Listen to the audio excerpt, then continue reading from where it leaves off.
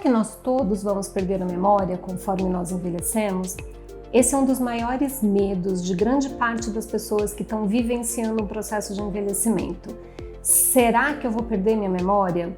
Será que esses pequenos esquecimentos do dia a dia significam alguma coisa? E quando eu estou esquecendo demais? A primeira coisa que é importante ficar muito claro é que perder a memória, ficar muito esquecido, não faz parte de um processo de envelhecimento normal. Muitas pessoas têm esse mito, né, de que estar esquecido faz parte do processo de envelhecimento, e isso não é verdade, tá?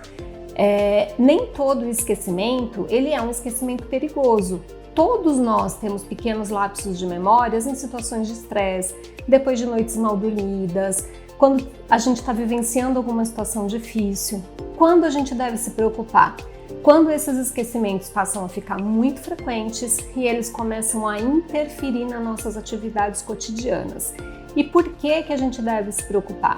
Porque apesar do envelhecimento ele não ser normal do processo de envelhecimento, doenças que afetam a memória, elas são mais comuns conforme a gente envelhece. Elas são mais comuns em pessoas com mais de 60 anos.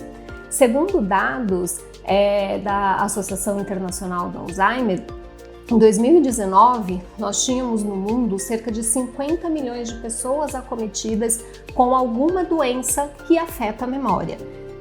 A estimativa, até relacionado ao envelhecimento populacional, é que em 2050 esse número possa alcançar mais de 150 milhões de pessoas.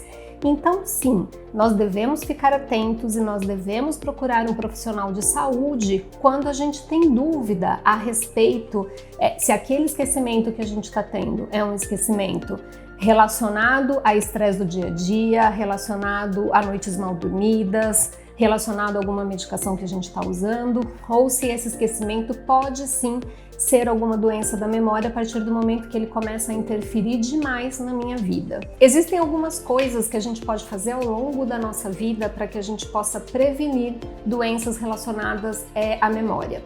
A primeira delas é a gente cultivar hábitos de vida saudáveis. Isso tem a ver com ter alimentação saudável ao longo da vida, praticar atividade física.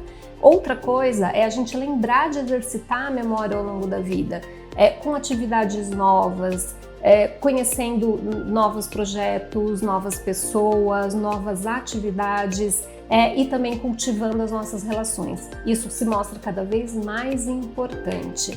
Ao longo dessa jornada, pretendemos trazer especialistas que possam abordar conosco de maneira mais profunda todos esses temas. Manda suas dúvidas, conta com a gente e vem com a gente.